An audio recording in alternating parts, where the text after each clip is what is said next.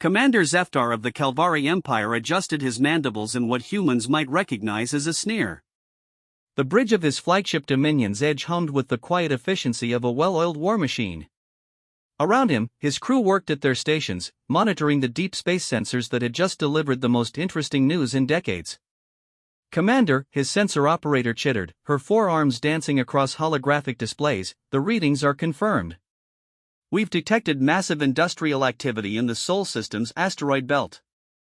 Zeftar's three eyes focused on the tactical display. The Sol System, home to those primitive humans who had barely achieved interstellar flight a century ago. According to all intelligence reports, they were a minor species, useful only for their raw materials and primitive manufacturing capabilities. The galactic community had largely ignored them, content to let them fumble around their local star cluster while the real powers shaped the galaxy. "What kind of industrial activity?" Zeftar asked, his voice carrying the authority of someone who had commanded fleets for 3 decades. "Unknown, sir. The energy signatures are massive. Whatever they're building out there, it's consuming power equivalent to a small star. And the metal extraction rates." She paused, double-checking her readings. "Sir, they're processing more raw materials per day than some entire star systems produce in a month."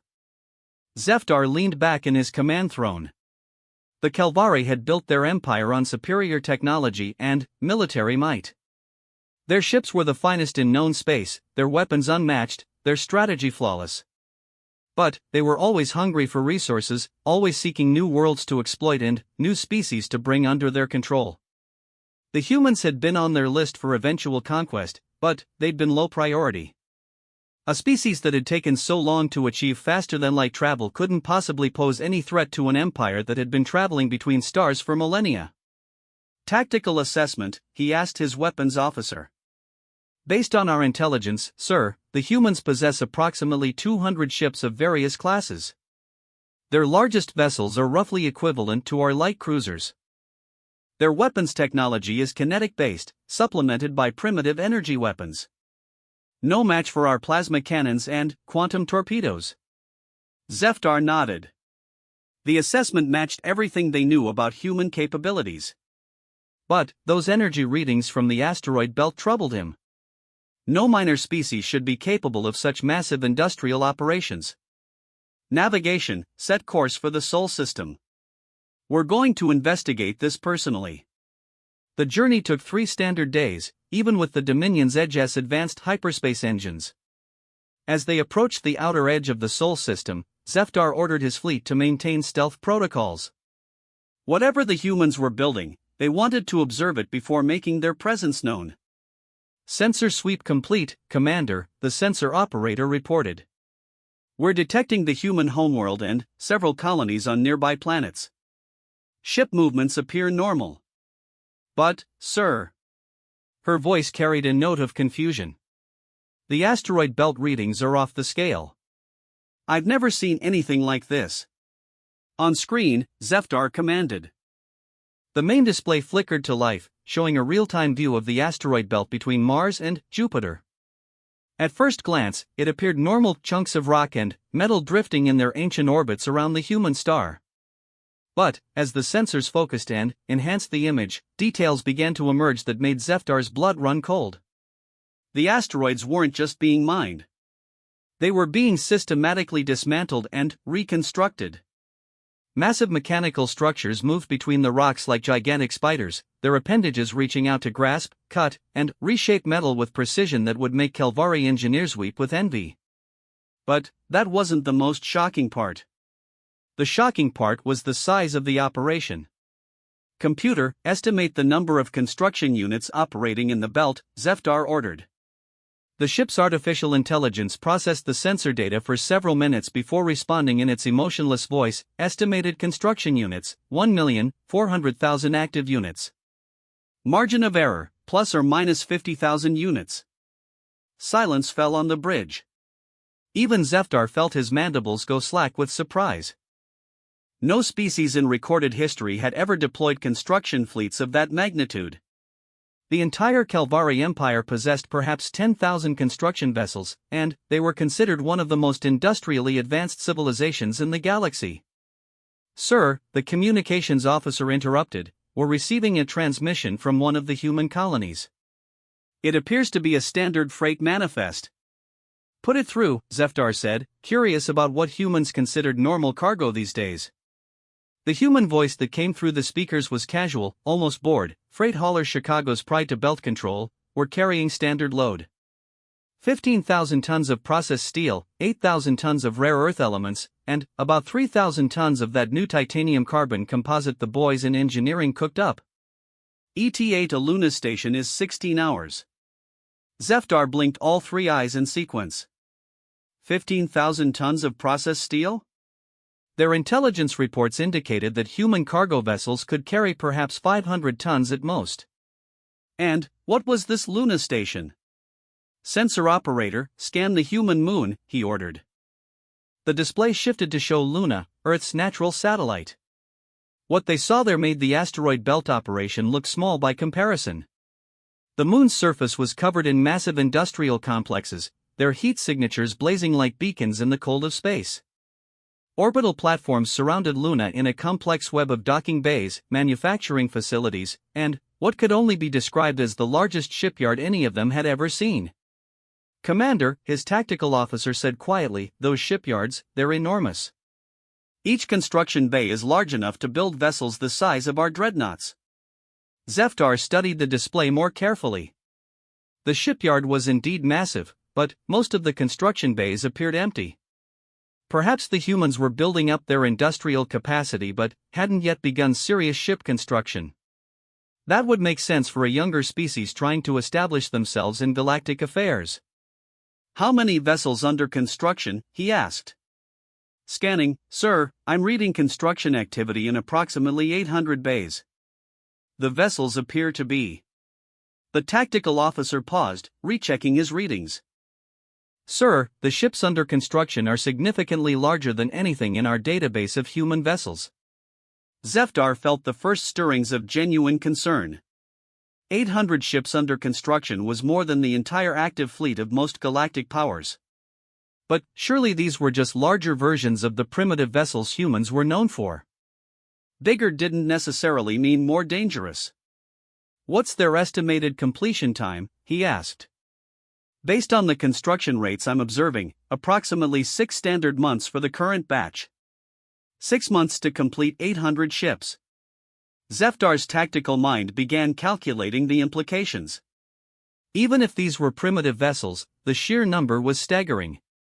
And the speed of construction suggested an industrial capacity that dwarfed anything in Calvari space. "Sir," the sensor operator called out urgently, "I'm detecting movement from the shipyard. A vessel is departing one of the completed bays." The display focused on a sleek form emerging from the lunar shipyard. As it moved into the light of Sol, details became visible that made Zeftar's heart skip a beat. The ship was enormous, easily twice the size of his flagship. Its hull gleamed with the distinctive blue-white reflection of military-grade armor plating. Weapon ports dotted its surface in numbers that made his own heavily armed vessel look like a patrol boat. "Tactical analysis," he commanded, his voice tight with growing alarm. "Sir, that vessel is reading as approximately 1,500 meters in length. Hull thickness suggests armor equivalent to our heaviest battleships. I'm counting weapon emplacements that, sir, I'm having trouble categorizing some of these systems. The energy signatures don't match anything in our database." Zeftar watched as the massive human vessel began moving through the Sol system with a grace that belied its enormous size.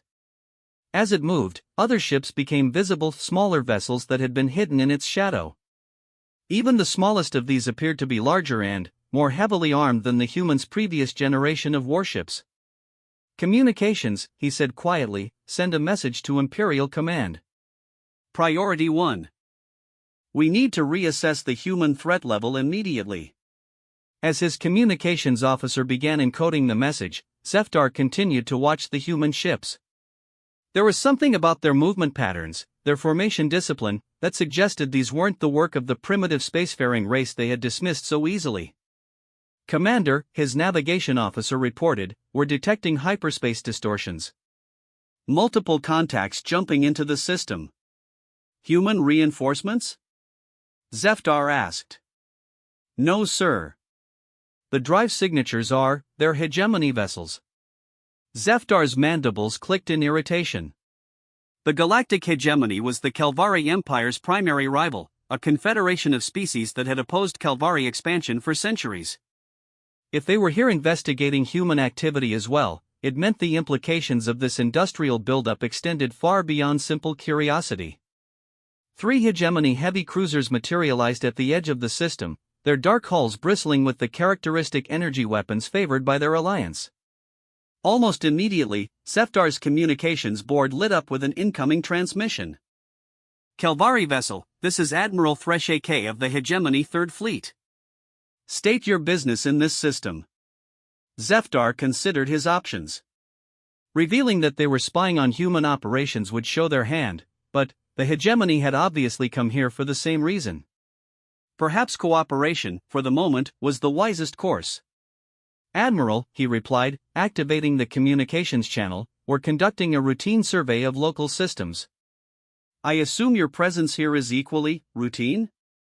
The response came with the dry humor typical of the Hegemony's leadership, of course, Commander. And, I'm sure your routine survey has nothing to do with the rather impressive industrial operation the humans appear to have developed. Before Zeftar could respond, his sensor operator called out in alarm, Sir, we have a problem. The human ships, they've changed course. They're heading directly for us. The tactical display updated to show the massive human vessel and its escorts altering their trajectory. Instead of continuing on whatever mission they had planned, they were now moving with obvious purpose toward the area where both fleets were positioned. How long until they reach us? Zeftar asked. At their current speed, 12 minutes, sir. 12 minutes. Zeftar had to make a decision that could potentially start a war or reveal weaknesses in his intelligence that the Hegemony could exploit. But, as he watched the approaching human ships, he realized that the decision might not be his to make. Sir, the communications officer reported, we're being hailed by the lead human vessel. Put it through, Zeftar said, steeling himself for whatever was coming. The voice that came through the speakers was calm, professional, and carried an undertone of absolute confidence that Zeftar found unsettling. Unknown vessels, this is Captain Sarah Chen of the Earth Defense Force vessel Yamato. You are currently in violation of Sol system security protocols. Please state your business or prepare to be escorted to the nearest inspection station. Zeftar exchanged glances with his tactical officer. Earth Defense Force? Sol system security protocols? The humans were speaking as if they owned this space, as if they had the power to enforce their will against ships from major galactic powers. This is Commander Zeftar of the Calvari Empire, he replied carefully. We were not aware that the Sol system had implemented security protocols. Our charts show this as open space. Your charts are outdated, Commander, came the immediate response. Sol system claimed sovereignty over local space 6 months ago. All visiting vessels are required to register with Defense Command and submit to inspection before conducting any activities in our territory. Sovereignty? The humans were claiming sovereignty over their entire star system? That was something only major galactic powers did, and only when they had the military strength to back up such claims. Captain Chen, Admiral Thresh AK's voice cut in on the channel. This is Admiral Thresh AK of the Galactic Hegemony. Perhaps we could discuss these new protocols in person. I'm sure there's been some misunderstanding. No misunderstanding, Admiral, Captain Chen replied calmly. The protocols are quite clear. You have 10 minutes to decide whether you'll comply voluntarily or be compelled to comply. I recommend the voluntary option. Zeftar stared at the tactical display in disbelief. The human captain was issuing ultimatums to fleets from 2 of the galaxy's major powers. Either she was completely insane, or the humans had developed capabilities that made such confidence justified. Tactical, he said quietly, weapons status? All weapons online and ready, sir. But, sir, I'm reading massive energy buildup from the human ships. Whatever they're powering up, it's drawing more energy than our entire reactor output. On the screen, the human ships continued their approach. As they drew closer, more details became visible. The weapon systems that had seemed impressive at long range were revealed to be truly massive. Gun batteries that dwarfed anything in Calvari or hegemony arsenals. Launch tubes that could accommodate missiles the size of fighter craft. And, underneath it all, the steady, confident advance of ships that clearly expected to be obeyed. "Sir," the sensor operator said urgently, "I'm detecting additional contacts. Multiple human vessels are jumping in from hyperspace." The tactical display suddenly crowded with new contacts. Dozens of human ships materialized throughout the system, not just near the shipyard, but positioned in a complex three-dimensional formation that would allow them to engage any threat from multiple angles simultaneously. Zeftar's tactical mind recognized the formation immediately. It was a classic encirclement pattern, executed with the kind of precision that spoke of extensive training and coordination. But the scale was unprecedented. He was looking at more ships than most species could field in their entire navy, all moving with the synchronized precision of a single organism. "Captain Chen," he said into the communications channel, "I believe we may need to reconsider our understanding of the current situation." "I believe you do, Commander," came the reply. "The question is whether you'll do so before or after my colleagues demonstrate why we're so confident about our security protocols."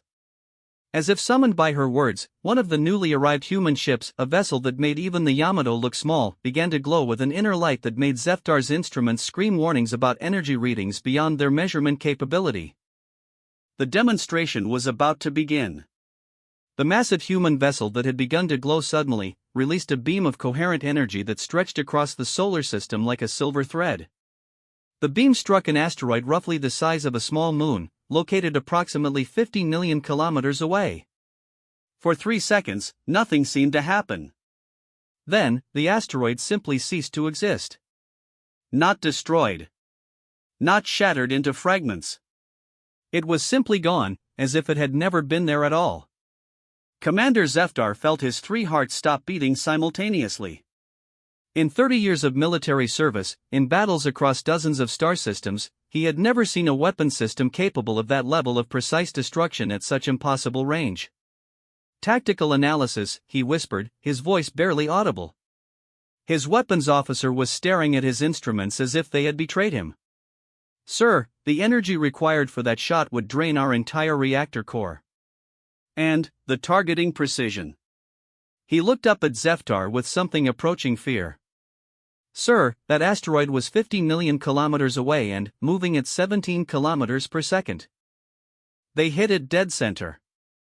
Admiral Thresheke's voice came through the communications channel, and, for the first time since Zeftar had known the hegemony commander, he heard uncertainty. "Captain Chen, that was quite impressive.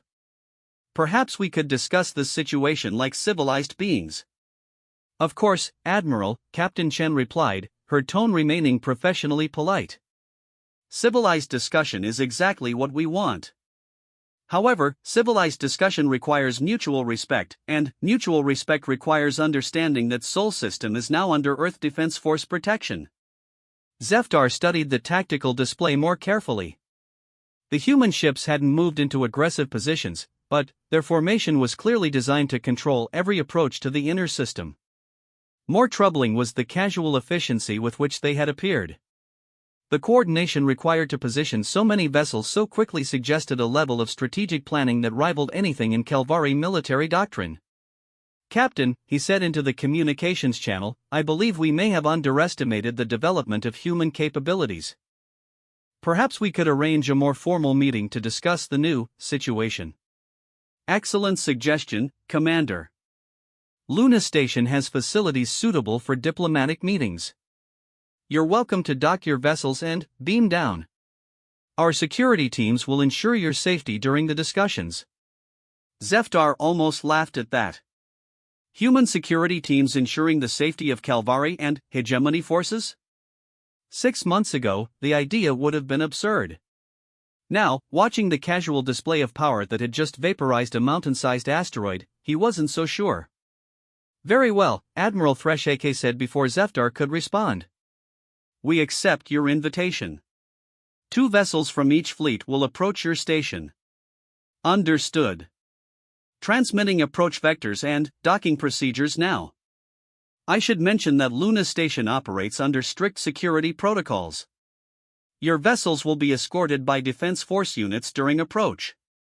The escort ships that detached from the human formation were unlike anything in Zefdar's experience. Sleek, predatory vessels that moved with an almost organic fluidity. As they approached, his sensors revealed details that made his tactical officers exchange worried glances. "Sir," his sensor operator reported quietly, "those escort ships are reading as pure military design.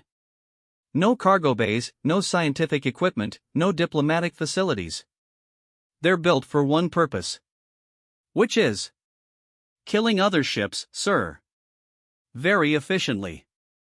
The approach to Luna Station took 2 hours, during which Zefdar had ample opportunity to observe the scope of human industrial development. The moon's surface was covered with facilities that stretched beyond the horizon.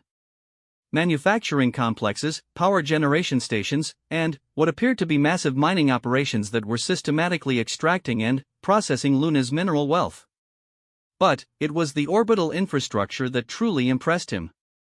Ring after ring of construction platforms surrounded the moon, each one capable of building vessels larger than anything in the Calvari fleet.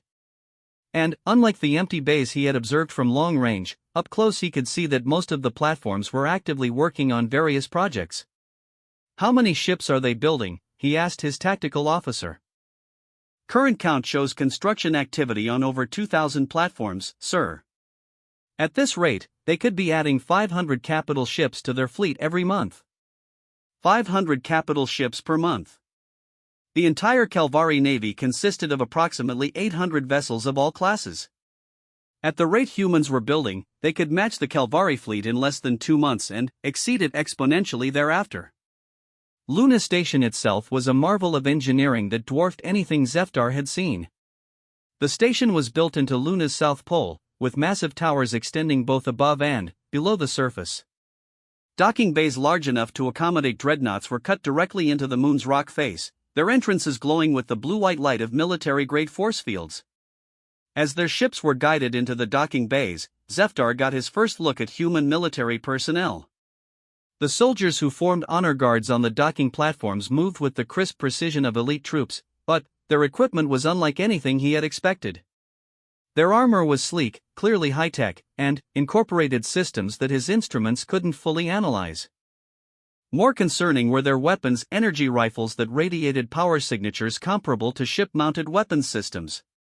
The diplomatic meeting was held in a conference room that demonstrated human aesthetic sensibilities had evolved considerably since their first contact with galactic civilization. The chamber was spacious and elegant, with one wall consisting entirely of transparent aluminum that provided a view of the bustling shipyard activity outside. Captain Chen proved to be a woman of perhaps 40 standard years, with the kind of calm confidence that came from absolute certainty in one's capabilities. She was accompanied by 2 other officers whose bearing suggested they were equally competent.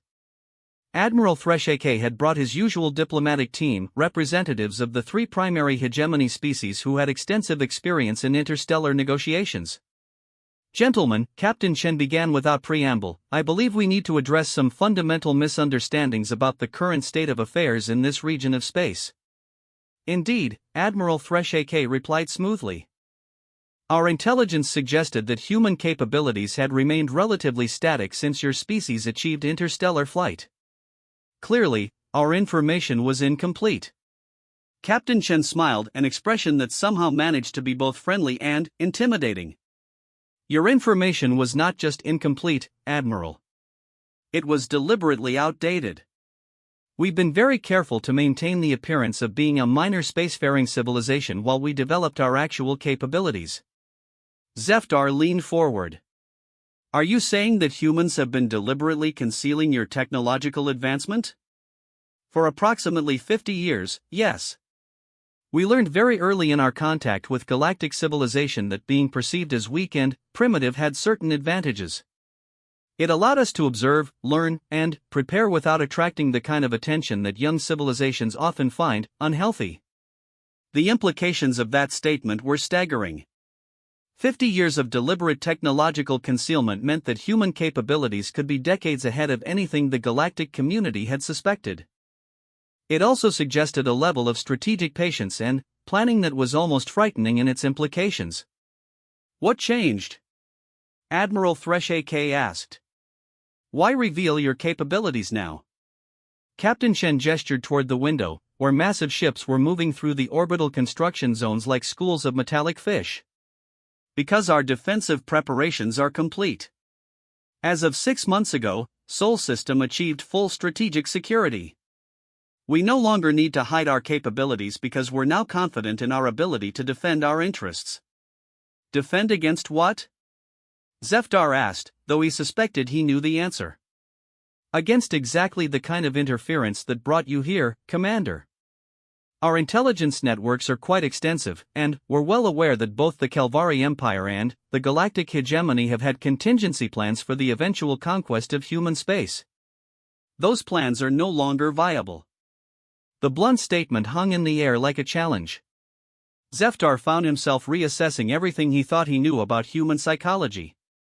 The species he had dismissed as primitive and emotional was demonstrating strategic thinking that made his own military planners look like children. You seem very confident, Admiral Thresh AK observed. Even with the impressive capabilities you've demonstrated, you're still dealing with civilizations that have been spacefaring for millennia. True, Captain Chen acknowledged. But, you're dealing with a civilization that has spent 50 years studying your technologies, your strategies, and your weaknesses while developing countermeasures you've never seen. Would you like a practical demonstration? Before either commander could respond, Captain Chen activated a holographic display that filled the center of the conference table. The display showed a three-dimensional map of local space, with ship positions marked for both the Calvari and Hegemony fleets. Your vessels are currently being tracked by 17 different targeting systems, she said conversationally. Each of your ships has been analyzed for structural weak points, shield harmonics, and weapon capabilities. Our tactical computers have run approximately 10,000 combat simulations based on this data. The display zoomed in to show Zefdar's flagship in detail. Red markers appeared at dozens of points along the ship's hull, each one labeled with technical data that should have been impossible for anyone outside the Calvari military to possess. Your shield generators are located here, here, and here, Captain Chen continued, pointing to the markers. Your primary reactor has a structural weakness in the containment field matrix that can be exploited by weapons operating at precisely 1.7 terahertz. Your main gun batteries can be disabled by targeting the power coupling assemblies located approximately 30 meters behind each weapon emplacement. Zefdar stared at the display in shock. The level of detail was impossible unless the humans had somehow gained access to classified Calvari military specifications. But, even more troubling was the casual way Captain Chen was revealing this information, as if she had no concern about him knowing that humans possessed such intelligence. How? He asked simply. Commander, you've been building ships using the same basic design philosophies for over 300 years. Your metallurgy hasn't significantly advanced, your power systems are based on principles you developed centuries ago, and your tactical doctrines are well documented in your own military histories. We've had 50 years to study every aspect of your civilization. Admiral Thresh AK was studying his own ship's tactical breakdown with the expression of someone discovering a fundamental flaw in their understanding of reality. This level of intelligence gathering would require a comprehensive network of observation posts, advanced sensor arrays, and computational resources dedicated specifically to military analysis, Captain Chen finished. Yes, it would. We've invested considerably in understanding our neighbors. The display shifted to show a broader view of the local galactic region. Dozens of systems were marked with small symbols that Zefdar gradually realized represented human monitoring stations. You've been watching us, he said. We've been learning from you. Every ship movement, every military exercise, every technological innovation. We've observed and analyzed everything we could reach. And we've been very careful to ensure our observations remained undetected. The scope of the operation was breathtaking. The humans had essentially run a 50-year intelligence campaign that had mapped every aspect of their potential enemy's capabilities while remaining completely hidden. It was the kind of strategic patience that only a species with very long-term thinking could achieve. "What do you want?" Admiral Thresh AK asked bluntly. "Peace," Captain Chen replied immediately. "But, peace on equal terms. We're no longer interested in being considered a minor civilization suitable for exploitation or conquest.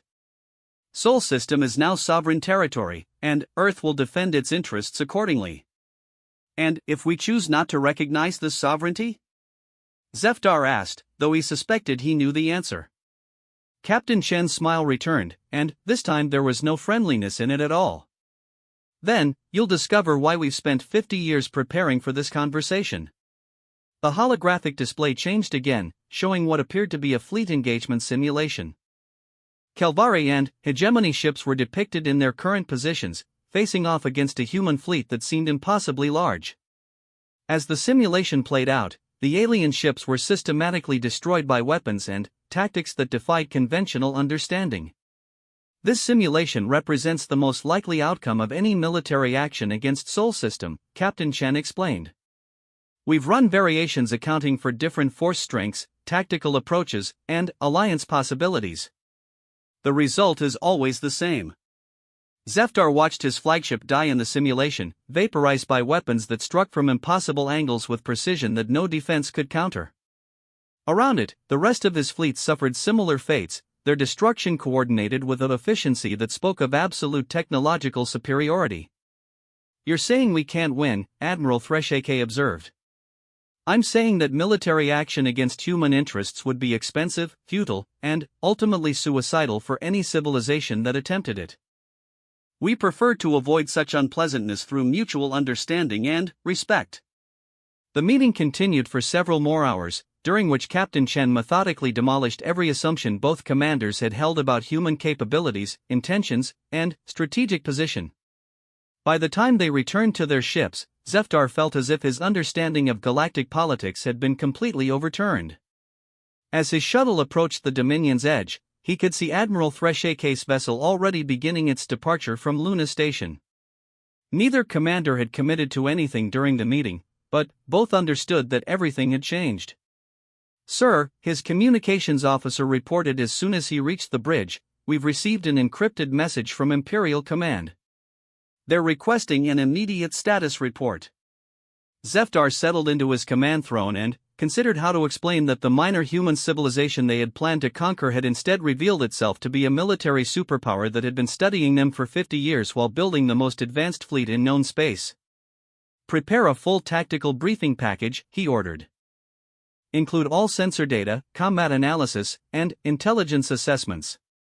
Priority alpha encryption." "Yes, sir." "What classification should I assign to the report?" Zefdar looked out at the human ships moving through their perfectly organized formations, each one representing a level of military capability that challenged everything he had thought he knew about galactic power structures. "Civilizational threat level," he said quietly.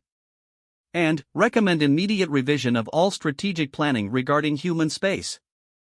As his ship began its journey back to Calvari territory, Zefdar reflected on the remarkable transformation he had witnessed. In a single day, humanity had gone from being a minor civilization suitable for eventual conquest to being a major power that demanded respect and could enforce that demand with overwhelming force. The real question now was what the rest of the galaxy would do with this information. 3 weeks after the Luna Station meeting, the Galactic Council chambers on Nexus Prime buzzed with tension unlike anything seen in decades. Representatives from 47 civilizations had gathered for an emergency session, called jointly by the Calvari Empire and the Galactic Hegemony. The subject, the complete reassessment of humanity's position in galactic affairs. Ambassador Korvash of the Trillion Consortium adjusted her environmental suit as she reviewed the intelligence reports that had been circulating among the major powers. The humans had remained silent during the 3 weeks of frantic diplomatic activity that followed Commander Zefdar and Admiral Thresh AK's return from Sol System. No communications, no diplomatic overtures, no apparent concern about the storm of attention their revelation had created. "The session will come to order," announced the Council's AI moderator, its voice echoing through the vast chamber. We are here to address the classification review for the human civilization based on new intelligence gathered by Calvari and hegemony forces. Ambassador Corvash watched as Commander Zeftar approached the central platform.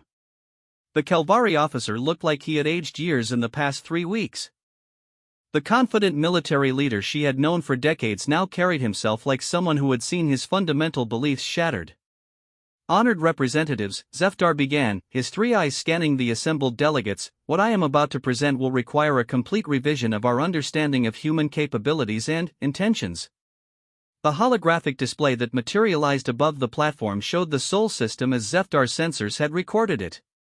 Gasps echoed through the chamber as the scope of human industrial development became apparent. The massive shipyards, the countless construction platforms, the fleet of vessels that dwarfed anything most civilizations could deploy. The humans have been deliberately concealing their technological development for approximately 50 standard years, Zeftar continued. During this time, they have built what appears to be the most advanced military-industrial complex in known space. Representative Vextai of the hegemony rose from his seat. The question before this council is not just about human capabilities, but about their intentions. A civilization that practices strategic deception on this scale represents a potential threat to galactic stability. Ambassador Corvash found herself studying the data more carefully. The human approach was indeed unprecedented, 50 years of careful observation and preparation while maintaining the facade of being a minor power. It demonstrated strategic thinking that was both impressive and deeply concerning. Has there been any communication from Earth since your encounter? Asked the delegate from the Arcturian Federation. None, Admiral Thresh-AK replied, rising to join Zeftar on the platform. They appear content to let us draw our own conclusions about the new situation. The chamber erupted in discussion as representatives realized the implications. The humans had revealed their capabilities to 2 of the galaxy's major powers and, then, simply returned to their normal activities, showing no concern about how the galactic community would react. Such confidence suggested they truly believed themselves capable of handling any response. Ambassador Corvash activated her speaking privileges. If I may, honored delegates, I believe we're approaching this situation incorrectly. Rather than viewing human deception as inherently threatening, perhaps we should consider why they felt such deception was necessary. The chamber quieted as attention focused on her. As one of the council's most experienced diplomats, her opinions carried considerable weight. The historical record shows that young civilizations attempting to establish themselves in galactic affairs often face challenges from more established powers, she continued carefully. Perhaps human secrecy was defensive rather than aggressive in nature. Defensive preparations don't typically include the construction of fleets capable of challenging the combined military might of multiple major powers, Representative Vextai countered. The scale of their buildup suggests offensive capabilities far beyond any reasonable defensive needs. The debate that followed revealed deep divisions in how different civilizations viewed the human revelation. The smaller powers generally supported Ambassador Corvash's interpretation, seeing human success as proof that careful preparation could allow younger species to achieve security and independence. The major powers were more concerned about the implications for galactic stability if every minor civilization began secretly developing superweapons. The real question, said the delegate from the Centauri Alliance, is what happens next. Do we treat humanity as an equal power? Or do we attempt to contain their expansion before they become too powerful to control? It was an ugly question, but one that everyone in the chamber was thinking.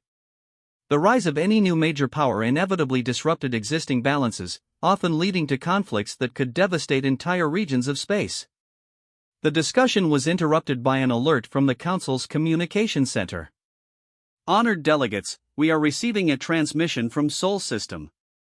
The humans are requesting permission to address this assembly. Silence fell over the chamber. No one had expected direct human intervention in the proceedings. Do they specify who will be speaking? Ambassador Corvash asked. The transmission indicates that Captain Sarah Chen of the Earth Defense Force will represent human interests before this council. The name was familiar to both Zeftar and Admiral Thresh-AK, and their expressions suggested the familiarity was not entirely comfortable. Very well, the council moderator announced. The human representative will be granted speaking privileges. The holographic display shifted to show Captain Chen standing in what appeared to be a military briefing room aboard a starship. She wore a crisp uniform that incorporated design elements from both human military traditions and advanced alien technologies. Most notably, she appeared completely calm and confident, as if addressing the assembled powers of the galaxy was a routine matter. Honored delegates, she began without preamble. I understand you've been discussing humanity's place in galactic affairs.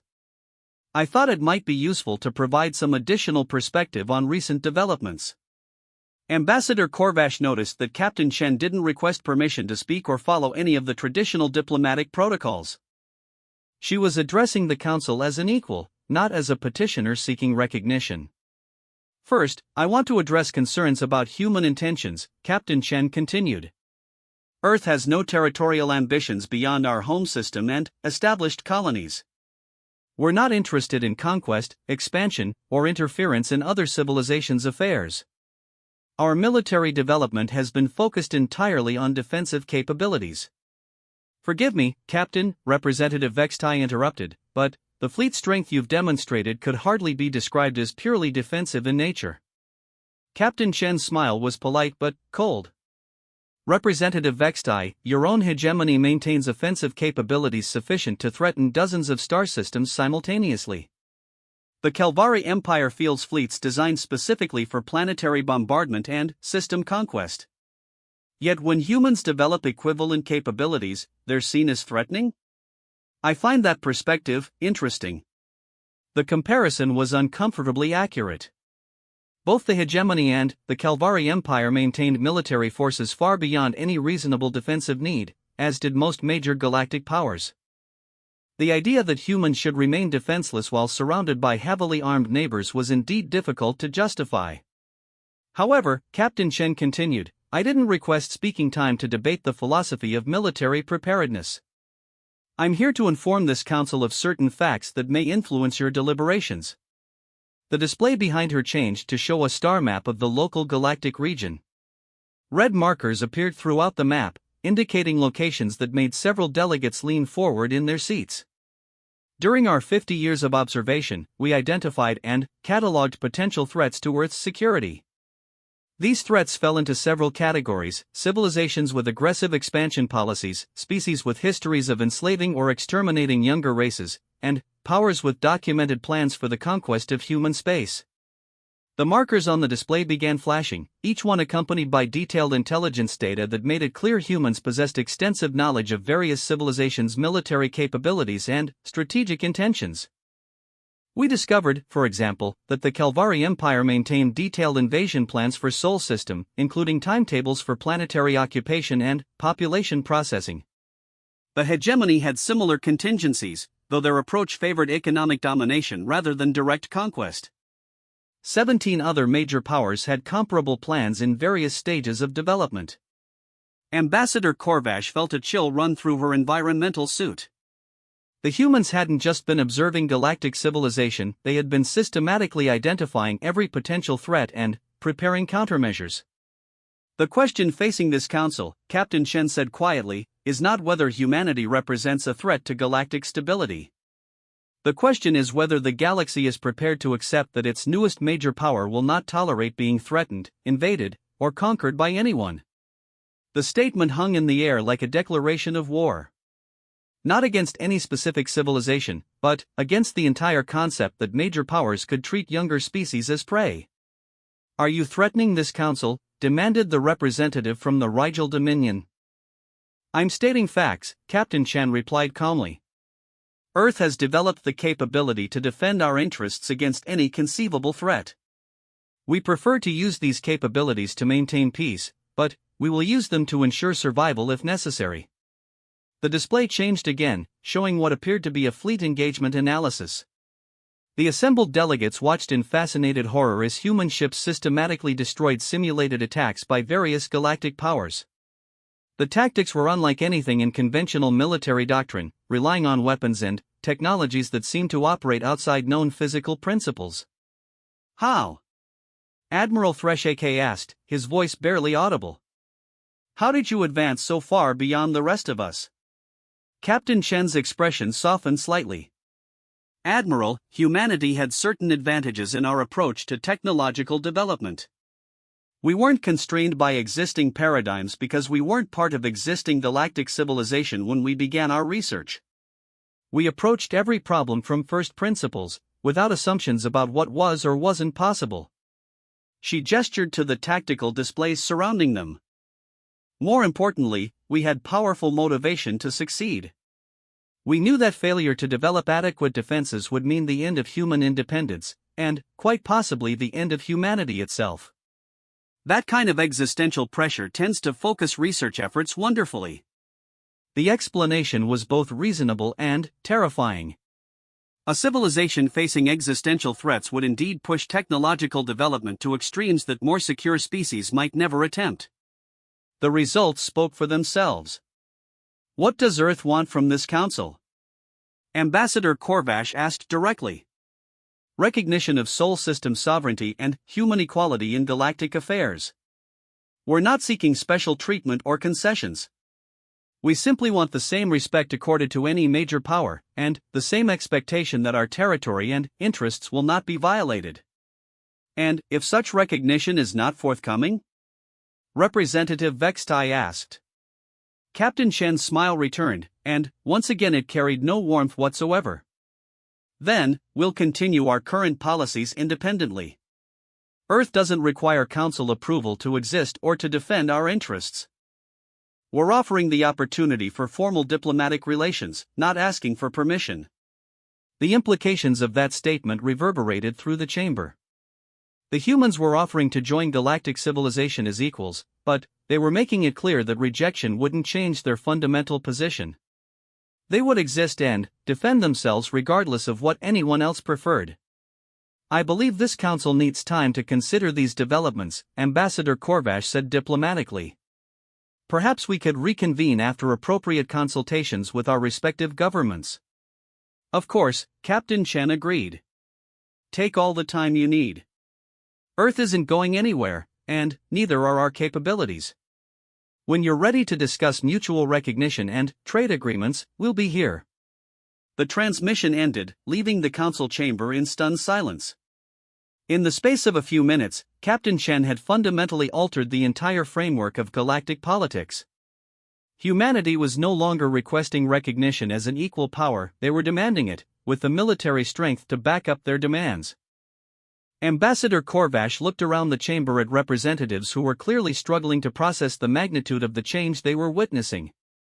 The humans had spent 50 years preparing for this moment, and their preparation showed in every aspect of their approach. Honored delegates, she said into the silence, I believe we need to consider very carefully how we respond to this development.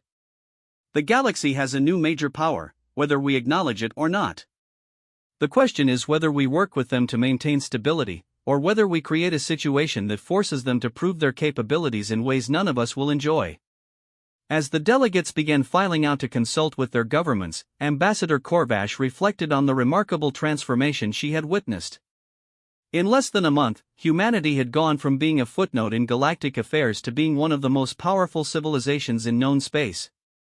The really frightening part was that they had achieved this transformation while remaining completely hidden until they chose to reveal themselves. If they could accomplish such a dramatic build-up in secret, what else might they be capable of that the galaxy hadn't yet discovered? The age of human insignificance was over.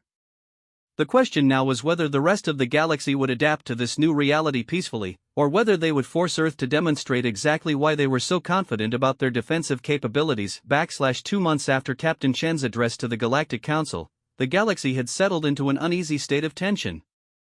Most civilizations had officially recognized Earth's sovereignty claims, but several major powers remained unconvinced that humanity's capabilities matched their bold declarations. The Zephyrian Collective, a militaristic empire that had remained silent during the initial diplomatic exchanges, was about to test those capabilities. Admiral Kethvar of the Zephyrian Warfleet studied the tactical displays aboard his flagship Annihilation's Dawn with the satisfaction of a predator preparing to strike. Around him, the bridge crew worked with the efficient precision that had made the Zephyrians one of the most feared military forces in the galaxy. Unlike the Calvari or hegemony forces that had encountered the humans previously, Cathvar commanded ships designed for one purpose: the complete destruction of enemy civilizations. Fleet status report, he commanded, his voice carrying the absolute authority of someone who had never lost a battle. All vessels ready, Admiral, his tactical coordinator reported. We have 200 heavy battleships, 50 assault carriers, and support vessels. Total fleet strength, 400 ships. Cathvar nodded approvingly. The force he commanded was larger than anything that had previously approached human space. If the humans truly possessed the capabilities they claimed, this fleet would provide the definitive test. If they were bluffing, the Zephyrian Empire would gain a new system and eliminate a potential rival before they could become genuinely dangerous. Communications, broadcast our demands to Sol System, he ordered. The message that went out carried the formal language of Zephyrian military diplomacy: human forces in Sol System, you will surrender all military vessels and submit to Zephyrian authority immediately. Resistance will result in the complete sterilization of your worlds and the enslavement of any survivors.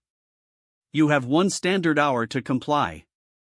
It was the same message the Zephyrians had broadcast to dozens of civilizations over the past century. Most surrendered immediately upon seeing the size of the force arrayed against them. The few that resisted had provided brief but entertaining target practice before their complete destruction. Cathvar expected the humans to follow the standard pattern. Their claims of advanced technology were almost certainly exaggerated, and even if they possessed some impressive weapons, sheer numbers would overwhelm any resistance they could mount. 400 ships was more than most civilizations possessed in their entire military. The response from Sol System came faster than expected. Zephyrian Fleet, this is Admiral Sarah Chen, commanding Earth Defense Force Operations. Your demands are rejected. You have 15 minutes to leave Sol System or you will be destroyed. Cathvar blinked his 6 eyes in sequence, a Zephyrian expression of amazement. Never in his career had anyone responded to Zephyrian ultimatums with counter-ultimatums. The sheer audacity was almost admirable. Admiral, his sensor operator called out, I'm detecting movement from the inner system. Multiple contacts approaching our position. Numbers? Cathvar asked. Difficult to determine, sir. The sensor readings are unusual. I'm getting massive energy signatures, but the ship profiles don't match anything in our database.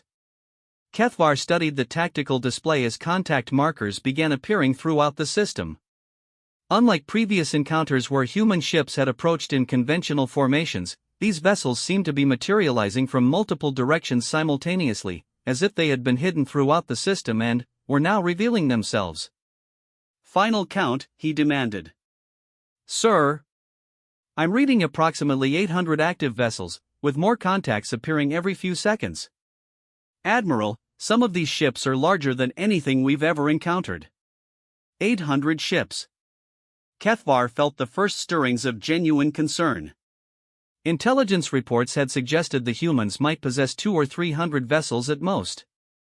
If they truly had 800 ships, this engagement would be far more challenging than anticipated. But the Zephyrians had never retreated from a fight, and Cathvar wasn't about to become the first admiral to break that tradition. All ships, assume attack formation Omega-7. Prepare to engage the moment we're in weapons range. As his fleet moved into their battle formation, Cathvar got his first clear look at the approaching human ships. What he saw made his tactical mind struggle to process the implications. The lead vessels were enormous, each one easily 3 times the size of his own flagship. They moved with a fluid grace that suggested propulsion systems far advanced beyond anything the Zephyrians possessed. But it was their weapon signatures that truly concerned him. His instruments detected energy buildups that rivaled the power output of small stars. Admiral, his weapons coordinator called out urgently, the lead human ship is targeting us. Energy signature is off the scale. Impossible, Cathvar replied automatically. No ship-mounted weapon can generate that kind of power. The human ship fired.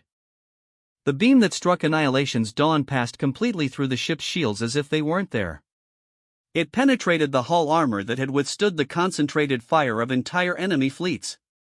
It vaporized internal bulkheads, destroyed critical systems, and caused cascade failures throughout the ship's power grid. And it did all of this while barely slowing down as it continued on to strike the two ships directly behind Kethvar's flagship. In the space of 3 seconds, the Zephyrian fleet lost its command ship and 2 heavy battleships to a single weapon discharge. All ships! Kethvar shouted into his communicator as emergency power came online. Evasive maneuvers. Return fire immediately. The Zephyrian fleet responded with the disciplined fury that had crushed dozens of civilizations. 400 ships opened fire simultaneously, creating a storm of energy and projectile weapons that should have overwhelmed any defense. The human ships absorbed the entire barrage without apparent damage. Kethvar watched in growing horror as his fleet's weapons, plasma cannons that could crack planets, kinetic projectiles moving at significant fractions of light speed, quantum torpedoes that could destabilize matter itself, struck human vessels and simply disappeared. The energy readings from the human ships didn't even flicker. Tactical analysis, he demanded. Sir, their defensive systems are beyond our understanding. It's as if our weapons are being absorbed or neutralized at the quantum level.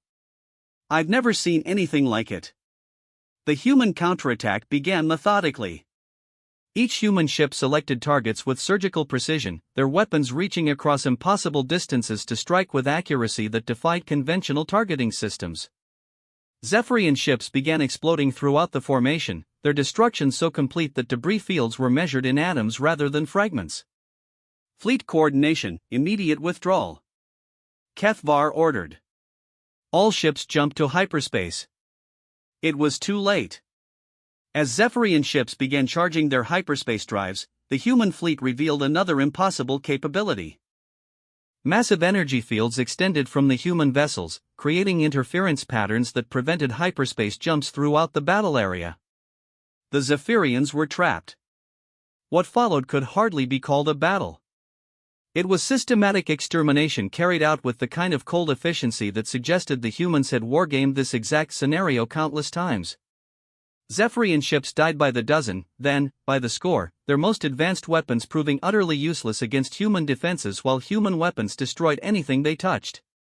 Admiral Chen's voice came through the communications channel as Kethvar watched his fleet die around him. Admiral Kethvar, you were warned. Surrender immediately and the destruction will stop. Kethvar looked at his tactical display.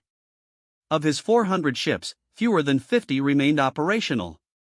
The human fleet hadn't lost a single vessel, and many of their ships appeared to be operating at partial power, as if this one-sided slaughter was merely a training exercise.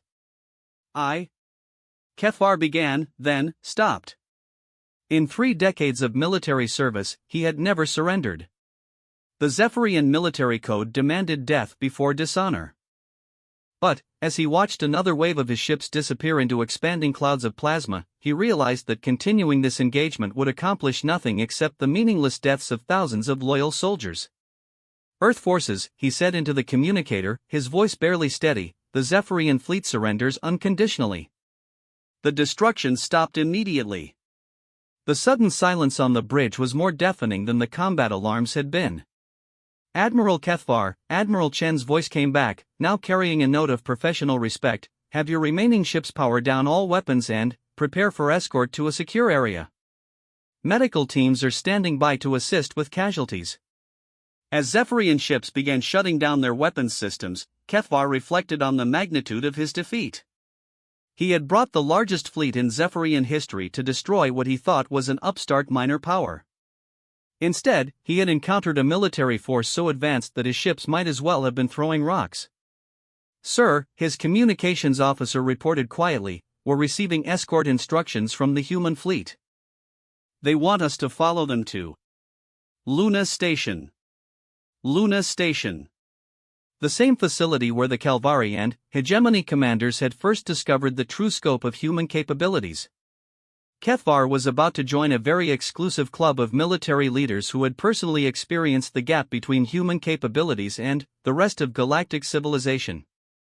As his damaged flagship limped toward Luna Station under human escort, Kethvar studied the ships around him. Up close, the human vessels were even more impressive than they had appeared at combat range. Their hulls seemed to shimmer with energy fields that his instruments couldn't analyze. Weapon ports that had seemed large from a distance were revealed to be absolutely massive, some large enough to accommodate projectiles the size of shuttlecraft. But it was the casual efficiency with which the human ships moved that truly impressed him. These weren't experimental superweapons being tested in combat. They were production vessels, built in the quantities and operated with the professionalism that suggested Earth possessed military-industrial capabilities that dwarfed anything in known space. The docking procedures at Luna's station were handled with the same professional courtesy that Admiral Chen had demonstrated throughout the engagement. Human medical teams immediately began providing aid to Zephyrian wounded, while technical specialists helped repair critical systems on damaged ships. It was the kind of treatment usually reserved for honored allies, not defeated enemies. Kethvar found himself in the same conference room where previous commanders had discovered the scope of human preparation. Admiral Chen was waiting for him, along with several other officers whose bearing suggested they were equally competent. "Admiral," she said as he entered, "I'm sorry the engagement was necessary. We hoped your government would accept diplomatic resolution." Kethvar settled into a chair designed to accommodate his species' physiology, another sign of the thorough preparation humans seem to apply to everything. "Admiral Chen, I commanded the finest fleet in Zephyrian history. 400 ships, each one capable of destroying lesser civilizations single-handedly. You destroyed 3/4 of that fleet without losing a single vessel." "Yes," Admiral Chan replied simply. "How?" Admiral Chan activated a holographic display that showed the recent battle from multiple perspectives. As the engagement replayed, she provided commentary that revealed the depth of human tactical planning. "Your fleet followed standard Zephyrian doctrine exactly as our simulations predicted. You approached in Omega-7 formation, opened fire with massed volleys, and attempted to withdraw when the engagement turned against you. We've been studying Zephyrian tactics for 30 years. Every move your fleet made had been anticipated and countered before you arrived." The display showed human defensive systems in action, revealing energy fields that operated on principles Kethvar couldn't even begin to understand. Zephyrian weapons were neutralized not through brute force absorption, but through sophisticated field manipulation that essentially convinced incoming energy that it didn't exist. "Your weapons technology," he began, "is approximately 2 centuries ahead of current galactic standards," Admiral Chen finished. "We've had the advantage of studying everyone else's approaches while developing our own solutions from first principles. The result is weapons and defensive systems that operate outside conventional paradigms. 2 centuries. Kethvar tried to imagine what Zephyrian technology might look like with 200 additional years of development. The scope of the advancement was almost incomprehensible. "What happens now?" he asked. "Now we discuss the future relationship between Earth and the Zephyrian collective. We're not interested in conquest or occupation, but we also won't tolerate future aggression. This engagement will be communicated to the galactic community as an example of what happens when major powers attempt to threaten human interests." Admiral Chen's tone remained professional, but the message was clear. Earth was willing to coexist peacefully with other civilizations, but they would respond to threats with overwhelming force. "The Zephyrian government will need to make certain policy adjustments," she continued. "No further military actions against human interests, no interference with human trade or exploration, and full recognition of Earth's sovereign rights.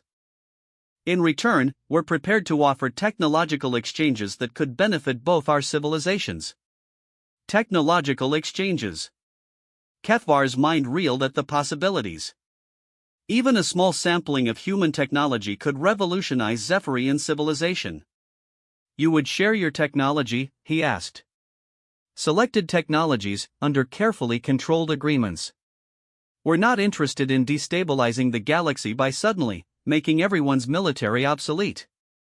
But there are applications in energy production, manufacturing, and space travel that could benefit everyone." As the meeting continued, Kethvar began to understand the true scope of humanity's strategic vision. They weren't seeking to dominate other civilizations through superior technology. Instead, they were offering a path toward mutual advancement and cooperation, backed by the clear demonstration that resistance would be futile. By the time he departed Luna Station, Kethvar carried with him a message that would reshape Zephyrian policy for generations. Earth had become the dominant military power in the galaxy, but they were offering partnership rather than conquest. The choice facing every civilization was simple: adapt to the new reality of human supremacy, or discover personally why resistance was impossible. 1 year after the Zephyrian defeat, the galaxy had settled into what historians would later call the New Equilibrium. The Galactic Council had been reorganized to include Earth as one of the 5 permanent members alongside the Calvari Empire, Galactic Hegemony, Centauri Alliance, and Rigel Dominion. But the real changes went far deeper than simple diplomatic recognition. Dr. Elena Vasquez stood in the observation deck of the research station Prometheus, watching the construction of humanity's latest achievement. Through the transparent aluminum windows, she could see the massive framework of what would become the galaxy's first collaborative deep space exploration vessel. Ships from dozens of civilizations worked together in perfect coordination, their crews learning to operate using human organizational principles that had proven remarkably effective. "It's beautiful," said her colleague, Dr. Korthal of the Hegemony Science Directorate. The amphibious scientist's natural curiosity had made him one of the first alien researchers to fully embrace the technological revolution that human innovations had brought to galactic science. Elena nodded, still amazed by how quickly everything had changed. The destruction of the Zephyrian fleet had convinced even the most skeptical civilizations that humanity's technological claims were entirely legitimate. But, rather than creating a galaxy ruled by fear, Earth's leadership had chosen a different path. "Final systems integration is scheduled for next week," she said. "Once the quantum navigation arrays are online, we'll be able to reach galaxies that were previously beyond our range." The exploration ship represented something unprecedented in galactic history, a truly collaborative effort between dozens of civilizations, each contributing their best technologies and personnel to a shared goal.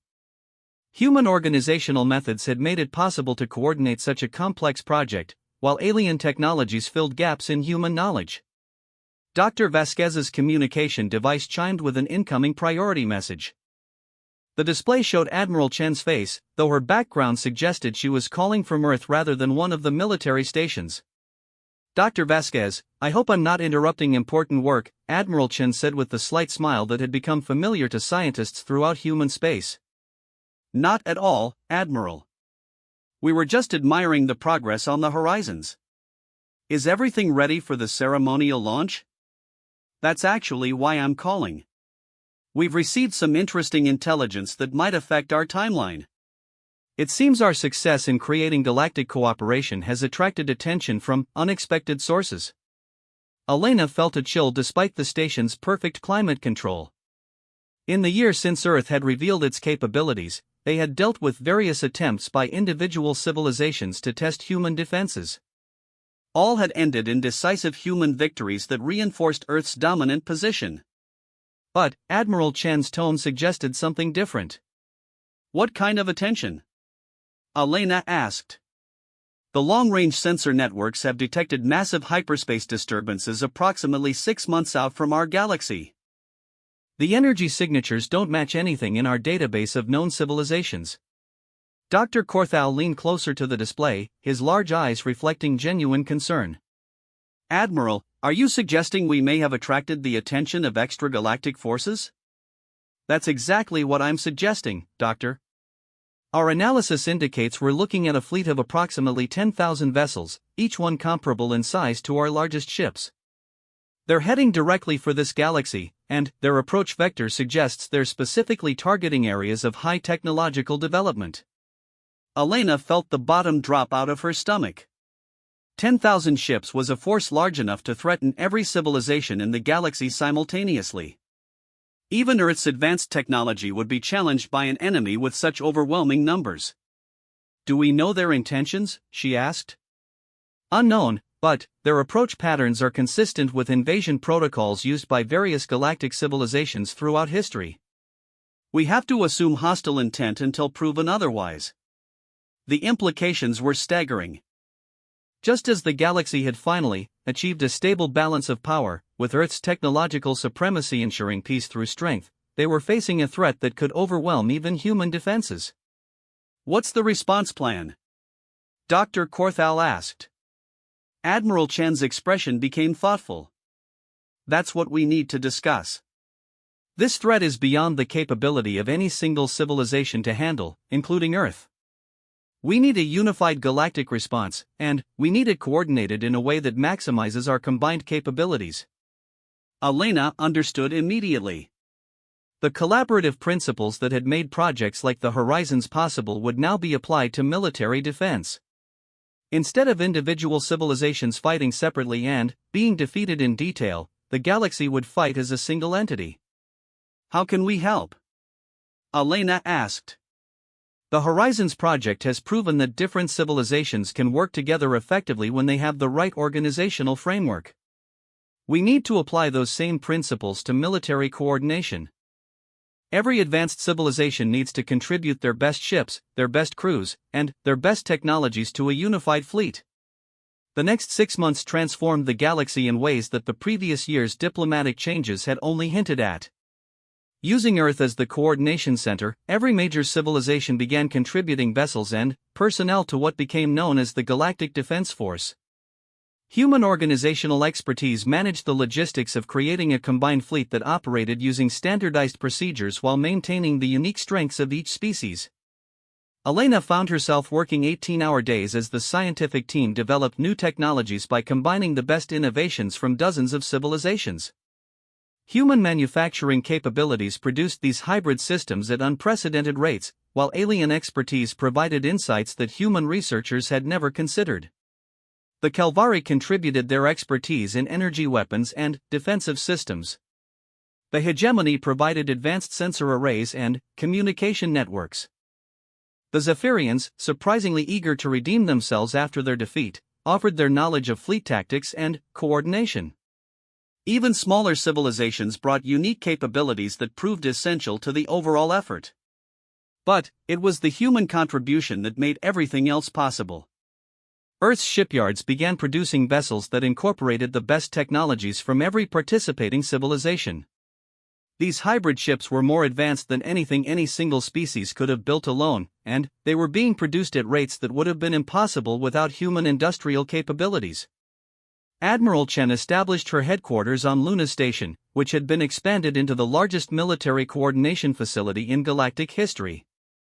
From there, she directed the movements of fleets from 47 different civilizations, all working toward the common goal of defending their shared galaxy. Elena was present when the first reports came in from the long-range sensor networks. The approaching fleet had entered the galaxy's outer regions and was systematically destroying everything in its path. They called themselves the Devourers, and their method of operation was exactly as horrifying as their name suggested. They're not just conquering, reported the intelligence officer, a young human whose voice shook slightly as he delivered his analysis. They're consuming. Every planet they take is stripped completely bare. All organic life is processed, all metals are harvested, even the atmospheric gases are collected. They leave nothing behind but dead rock. The tactical display showed the Devourers' progress through the outer regions of the galaxy. World after world disappeared from the sensor networks, not destroyed but consumed so thoroughly that no trace remained of the civilizations that had once existed there. How long until they reach inhabited space? Admiral Chen asked. 6 weeks, Admiral. Maybe less if they continue to accelerate their advance. 6 weeks to prepare for the most important battle in galactic history. Elena watched as Admiral Chen began issuing orders that would coordinate the largest fleet ever assembled by galactic civilization. Ships from every corner of known space began converging on predetermined positions, their crews working together with an efficiency that would have been impossible without months of preparation. The final battle took place at the Nexus Point, a region of space where multiple hyperspace routes converged. Admiral Chen had chosen the location because it would force the Devourers to approach through a limited number of entry points, reducing their numerical advantage while maximizing the defensive capabilities of the Galactic Defense Force. Elena observed the battle from the command center on Luna Station, watching as thousands of ships from dozens of civilizations fought with perfect coordination against an enemy that had never been stopped. The Devourers were indeed formidable, their technology was advanced, their ships were massive, and their numbers were overwhelming. but they had never faced anything like the combined might of an entire galaxy working together. The battle raged for 18 hours, with the outcome uncertain until the very end. Human weapons proved effective against Devourer defenses, while alien technologies provided capabilities that the enemy couldn't counter. Calvari energy weapons supported by hegemony sensors and, protected by Zephyrian defensive formations created combinations that no single civilization could have achieved alone. When the last Devourer ship was finally destroyed, the galaxy had proven something that would reshape interstellar relations forever. Cooperation was more powerful than competition, and unity was stronger than individual strength. Admiral Chen's final transmission to the combined fleet was simple: "Ladies, gentlemen, and beings of all descriptions, you have just saved our galaxy. Not through individual heroism or superior technology, but through the simple recognition that we are stronger together than we could ever be apart." In the months that followed, the temporary military alliance evolved into permanent cooperation agreements that touched every aspect of galactic civilization. Trade networks operated using human organizational principles. Scientific research projects combined the expertise of multiple species. Even exploration missions used the collaborative approach that had proven so successful. Elena stood once again on the observation deck of the Prometheus, but now she was watching something even more remarkable than the construction of a single ship. Throughout the galaxy, similar projects were underway, joint ventures between civilizations that had once viewed each other as rivals or potential conquests. "Do you think they'll stay united?" Dr. Korthal asked, following her gaze to the bustling activity outside the station. Elena considered the question carefully. The galaxy had changed fundamentally, but whether those changes would last depended on whether individual civilizations continued to see value in cooperation over competition. "I think they will," she said finally. "Because we've proven that working together makes us all stronger. And because Earth won't let us forget what happens when we face threats alone." The age of galactic cooperation had begun, built on the foundation of human technological superiority but sustained by the recognition that even the most advanced civilization was stronger when it worked with others rather than against them. And, somewhere in the depths of space, long-range sensors continued their eternal watch, ready to detect whatever challenges the universe might send their way. But now they watched with the confidence that came from knowing the galaxy would face those challenges together.